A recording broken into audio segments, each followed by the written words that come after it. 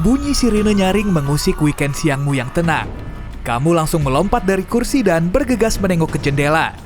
Awan gelap berarak di angkasa dan menyebar di cakrawala. Pepohonan tak henti-hentinya melengkung oleh angin kencang.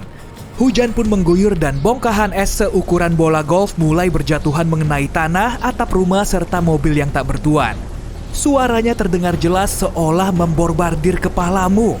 Alarm mobil bersahutan di sana-sini. Kemudian, duar!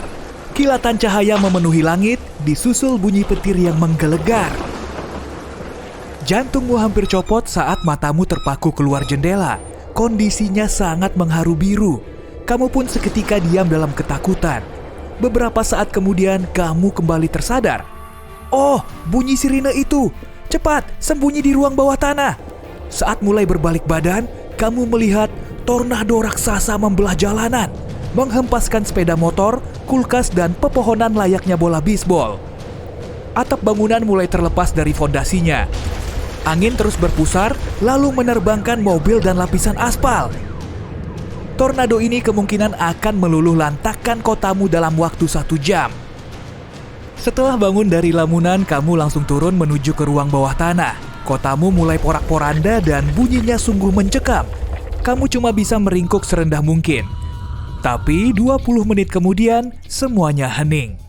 Kamu pun keluar dari tempat persembunyianmu dan melihat ke langit. Awan pekat itu telah lenyap dan diganti dengan cahaya matahari yang mulai menyinari jalanan. Leganya, akhirnya kamu selamat dan rumahmu gak kenapa-napa. Tapi kotamu yang maju itu telah berganti rupa seperti peninggalan kota kuno. Oke, stop sampai di sini ya. Tornado gak akan mungkin menyapu perkotaan kan?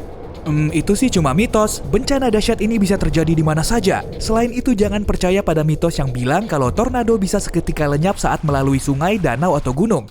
Gak ngaruh sama sekali, tornado akan tetap bergerak. Nah, kalau soal pusaran angin yang gak akan muncul di kota besar, terbukti sekitar 1.000 tornado menerjang Amerika Serikat dalam setahun, atau sekitar 75% dari semua tornado yang terjadi di seluruh dunia. Kebanyakan monster ini berbentuk pusaran atau mirip dengan gumpalan panjang, yang bergerak naik turun di kawasan tengah Amerika Serikat. Area yang paling sering diterpa tornado ini disebut lorong tornado. Udara dingin dan kering bertiup dari Kanada lalu bercampur dengan udara hangat dan lembab yang berhembus dari Teluk Meksiko menuju ke utara. Karena kurang padat, udara hangat bergerak naik membentuk arus naik kuat. Dengan bantuan tetes air yang mengitarinya, muncullah awan corong. Semua komponen ini bisa memicu terjadinya tornado. Oke, coba tutup matamu, muter dikit, dan arahkan jarimu ke peta Amerika Serikat. Kemungkinan besar kamu gak akan menunjuk kota besar. Kalau seluruh kota besar itu kamu satukan, luasnya cuma 3% dari seluruh daratan Amerika Serikat. Begitupun dengan peluang kemunculannya, tornado lebih sering menerjang daerah pedesaan daripada perkotaan. Dan pastinya tornado juga bisa mencapai kota besar, tapi memang sangat jarang. Mitos lain yang bikin geleng-geleng kepala juga ada. Kita akan selalu melihat awan corong saat terjadi tornado. Enggak sama sekali. Awan corong yang terus mendekat bisa saja terhalang oleh air hujan. Bisa aja kan kamu baru tahu ada tornado saat angin dahsyat ini sudah sangat dekat? Jadi kamu perlu lebih mengandalkan pendengaranmu. Sirine peringatan akan berbunyi kalau kamu berada di lokasi yang dilengkapi dengan alat ini. Kemudian akan terdengar gemuruh keras mirip suara kereta api. Kalau kamu mendengar kedua bunyi ini, tandanya tornado sudah dekat. Banyak orang akan langsung mencari tempat berlindung saat melihat awan hijau di langit. Mereka percaya awan seperti ini menjadi tanda nomor wahid kalau tornado akan segera datang. Jangan percayalah. Langit hijau memang jadi tanda akan datangnya badai petir dahsyat dan kadang bisa memicu tornado. Tapi nggak selalu begitu juga. Oh iya, kamu tahu kan di film-film gempa bumi selalu digambarkan bisa menyebabkan retakan besar? Lubang yang menganga lebar bisa menelan mobil, rumah, dan seisi kota. Sebetulnya sih nggak sampai segitunya. Gempa bumi memang bisa menyebabkan retakan, tapi seringnya cuma selebar puluhan sentimeter. Menurut salah satu mitos yang paling populer, petir nggak akan terjadi di tempat yang sama lebih dari sekali. Kalau bisa ketawa, gedung Empire State bisa-bisa akan ngakak so hard setelah tahu mitos ini. Gedung ini disambar petir sedikitnya 25 kali dalam setahun. Siapa juga yang mau repot-repot menggotongnya ke tempat lain agar bisa disambar sebanyak itu? Iya kan? Petir memang menyambar benda-benda tinggi dan bisa muncul lagi di tempat yang sama. Terkait peringatan jadul soal ponsel dan perhiasan yang bisa memicu petir itu juga cuma mitos. Nggak ada data ilmiah yang bisa membuktikan kalau barang pribadi berbahan logam bisa memicu petir. Baik bawa ponsel maupun enggak, intinya sih jangan keluyuran di luar ruangan saat ada badai. Gimana caramu mendeteksi tsunami? Kalau cuma terpaku pada dinding air yang menjulang tinggi, kemungkinan kamu nggak akan melihatnya meski tsunami sudah sangat dekat. Tsunami nggak selalu berbentuk ombak besar yang menyapu pesisir loh. Seringnya malah kelihatan seperti pasang naik dalam sekejap, lalu surut lagi, kemudian meluap sampai ke tengah kota. Tsunami memang bisa berupa dinding air, tapi sangat jarang. Kalau membayangkan bumi, kamu akan melihatnya dalam bentuk apa? Bulat sempurna ya? Biar lebih mirip dengan bentuk aslinya, coba deh agak tekan kedua kutubnya. Para ilmuwan menyebutnya sebagai bulat tak sempurna atau istilah kerennya elipsoid. Bumi berputar pada porosnya sehingga bagian ekuatornya agak menonjol ke samping. Sama seperti saat kamu naik biang lala yang berputar cepat. Seolah tubuhmu mulai terdorong keluar dari pusatnya.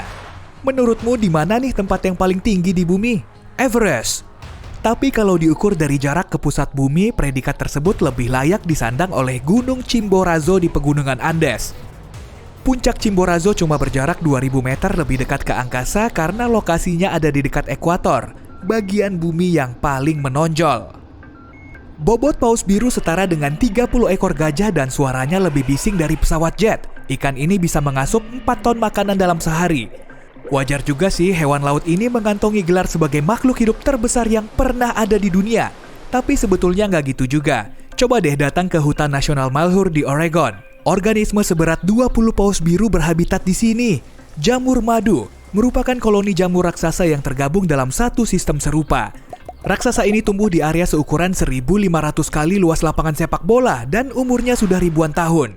Saat diminta untuk melukis matahari, kamu pasti akan menggambar lingkaran berwarna kuning cerah, tapi saat melihat bintang ini dari bulan atau ISS, kamu akan tahu kalau sebenarnya matahari berwarna putih.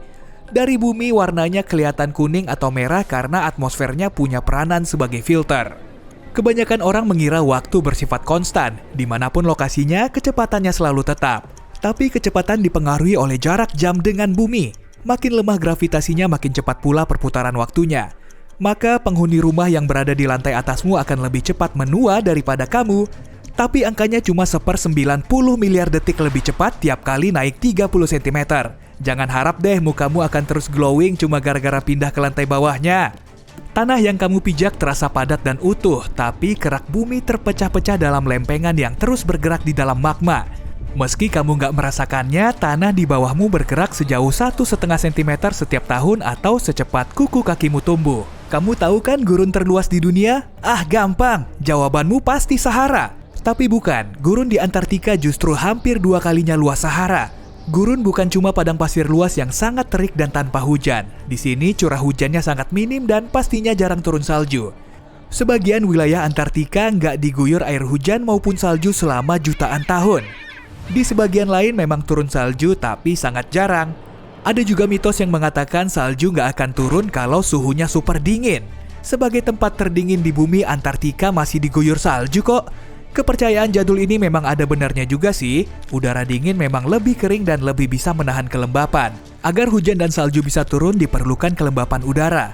Makanya salju akan jarang terjadi saat suhunya turun drastis.